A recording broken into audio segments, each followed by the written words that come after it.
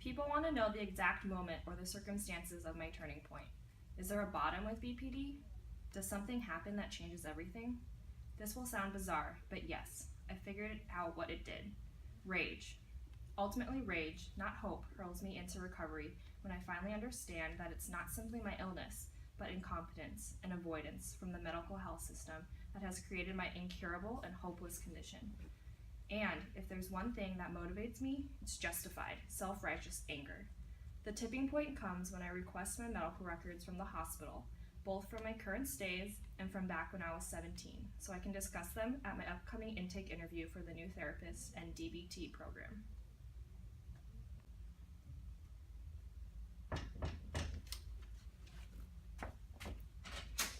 Hi, I have your medical records. Thank you.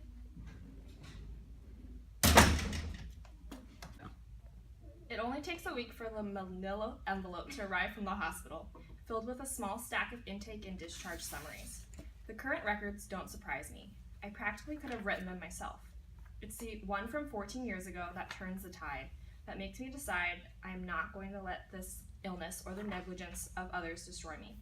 Call it a variant of living well is the best revenge.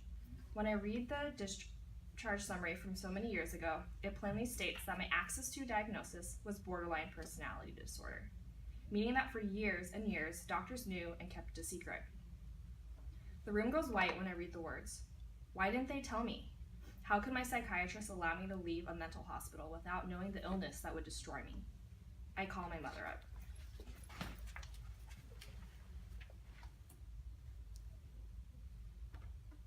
Mom, what did they tell you at the hospital in 1987? What did they say my problem was? They told me you were depressed and using drugs. No one said anything about BPD? No one said much about anything, Kira. I felt like they didn't want me involved and I was already overwhelmed. I don't know who to believe. It seems just like the doctors did tell my mother and she promptly forgot. Yet I don't know who to believe. It seems just as likely that the doctors did tell my mother and she promptly forgot. Yet there's no way I can blame her for not knowing. That summer before my 18th birthday was a nightmare. In those few months, my brother went into drug rehab, I was in the mental hospital, and my mother's thyroid was diagnosed as malignant and needed immediate surgery.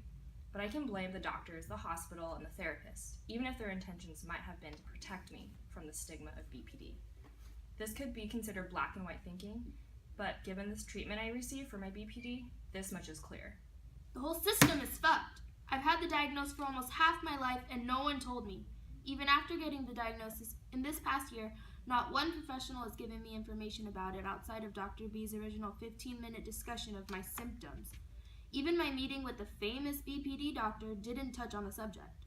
I've been on 6 different medications and now I discover that the hospital's DPD program is a sham, even as I'm still being told it's the critical element to helping me get better. We hear many stories of desperate parents who must fight with the doctors to get proper mental health treatment for their children. Less frequently, but on occasion, we hear of people with mental illness who fight for treatment. But in 2001, by now, after almost a year of supposed treatment for BPD, my symptoms of inappropriate anger, paranoia under stress, rapidly shifting emotions, and all of the core feelings of being neglected, alone, and helpless aren't symptoms of the disease anymore. They're a response to real conditions. I finally realized that a diagnosis of BPD will create a response in the mental health system, and others, that can actually trigger these so-called symptoms, locking you into the borderline criteria. The clinical term for this situation is iatrogenic, meaning a treatment that causes more illnesses. This is what it does. This is my turning point. I'm so pissed off that I become determined to fight for my survival and for my borderline brothers and sisters. We do not deserve to be trapped in hell. It isn't our fault.